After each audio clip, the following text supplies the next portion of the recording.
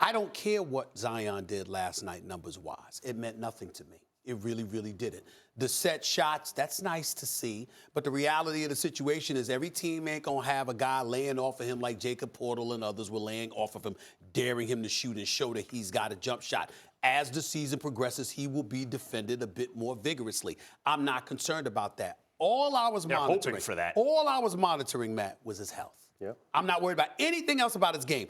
I wanted to see the veracity. Now, some people sit up there and say, damn, Stephen A., he been gone. Well, wait a minute. Yeah, he has been gone. But to me, because of the minutes restrictions, I'm looking at what you do with the minimal minutes you played. You only played 18 minutes now. You didn't play 30, 35, 40 minutes. You played 18 minutes. And by the way, you were supposed to be going 6 to 8 weeks, and you were going significantly longer than that. So what am I watching? I'm watching your movement without the basketball. I'm watching your veracity, the aggression with which you play. I'm watching you come up and land, like Jay Williams told me during the break, land on one leg 11 different times. I'm watching you walk around looking a little gimpy. That is my concern. All of these questions about Zion Williamson's ability, damn it, he was the #1 overall pick. He was coming out of college as the Wooden Award winner. We know what a monster he is. Stop talking to me about his game. We know what his game is when it's healthy. The question is,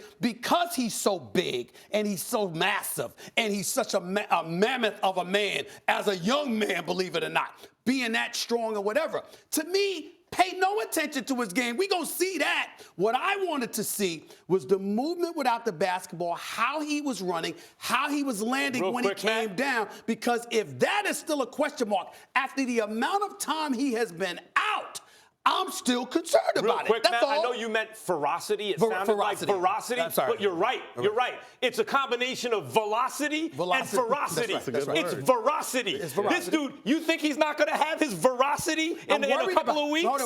That's what I'm worried about. Because it's him. And if you saw, remember they were talking to us yesterday about his knees and how his knees look and how it's and then you landed on one leg 11 different times after the amount of times you've been out. That is a concern, y'all. Pay attention to it. That's instinctual. I think that you can try to reprogram the brain to jump and land the right way, but as an athlete, you're reacting off instinct, and that's what he was doing last night. And we also got to keep in mind that the rest of the league is in mid-season form. We're halfway through the season. He's still in preseason form. So to me, it's a marathon, not a sprint. They have one of the better training staffs over there that came from Phoenix over there, so I know they're going to do what's right, but to me it's just about timing and rhythm. He showed flashes at times.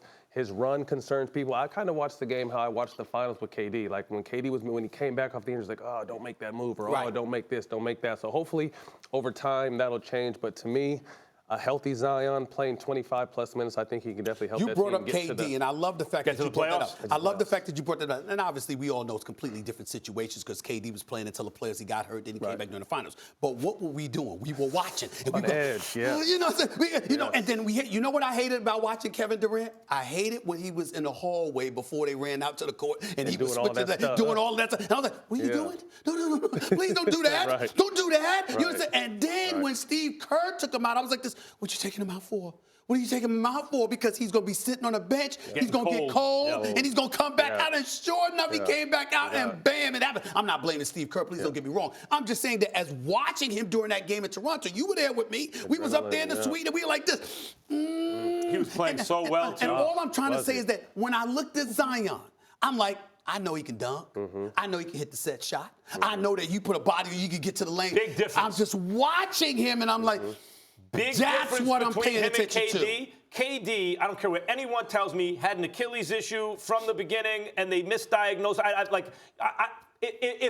How come I was sitting there going, it's obviously an Achilles. If you play him, you're going to jeopardize his career. And then that exact thing happens, but they all missed it. Stop. We do have a responsibility to acknowledge that the Golden State Warriors and NBA officials adamantly and vehemently deny that was the case. But you understand, from where I'm sitting, if I say if it's the upper part of the calf or whatever, the calf bone's connected to the Achilles bone. Well, and then you brought it up to KZ, and KD looked at you like you didn't know what you were talking about. But it happened exactly as I feared. All I'm saying is we have an obligation. Okay, but my point is, you're going to say that, bring that up. Okay, good. Bring that up. Yeah, you can cover us right there. I appreciate it, brother. I appreciate it. Nevertheless, that's how I feel about it. Zion, it's different. Zion, arthroscopic knee procedure. They took their time. They didn't rush it. It's not me going, oh, you're rushing him back. They took their time. They brought him back. They had the discipline in a one-possession game where he was as hot as you could be. He's like Klay Thompson out there. And they had the discipline to take him out. That's a different situation. I think so. And two, people have to understand it when you're in sports. If you're going to have a knee injury, the meniscus is probably the least invasive knee injury and surgery you can have. I had one at 6 to 8 weeks. They took a little bit longer, but I love the fact that they're taking long because he has a little bit of a history. So to me, you see in the first half, it's tale of two games. 3 minutes here, 4 minutes here. You're not going to catch no rhythm. But you taught me this years ago. You talked about everybody's body was different because we saw dudes that were more muscular. I came back 15 bigger, pounds lighter. Looked stronger than you, but they couldn't take what you could take. Yeah. You told me you and I talked about that years ago. The grind, it's a different grind. And like I said, his body to be the third heaviest player in the game with that probably the most explosive athletic guy in the game on top of that. There hasn't been that type of combination. He was bigger than LeBron. You know what it reminds me of? You know what it reminds me of? And I said this. Do you like that they're limiting his minutes then? I think so, absolutely. I think so. And we all like that. It's a we ain't got no sprint. It's a marathon, not a sprint. He reminds me of Derrick Rose, actually, in this sense. Very different players, but Derrick Rose had fast twitchies from another planet. His frame couldn't take it. It was like too much torque or something he's got for the Derrick frame. Rose with the Rodney Rogers body. That fear is always going to be there. It's not even about this. It's always going to be there. Joshua, no, I'm sorry. Max, the one thing that I would say to you that I don't think it helped me out here, Matt, is this. You talk about what Zion might be. The more successful you are, the more hype you get.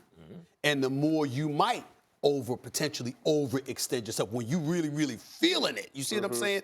I don't think that you're taking that into consideration as well. See, when I'm pointing to what I'm pointing to, I'm saying, excuse me, what about when he gets a little bit excited? What about when he starts feeling himself? You're talking about fate. You're saying this dude might be fated because of his physical structure but to not But to it have doesn't an injury. bother you that he's missed as much time as he missed and he still came back looking gimpy?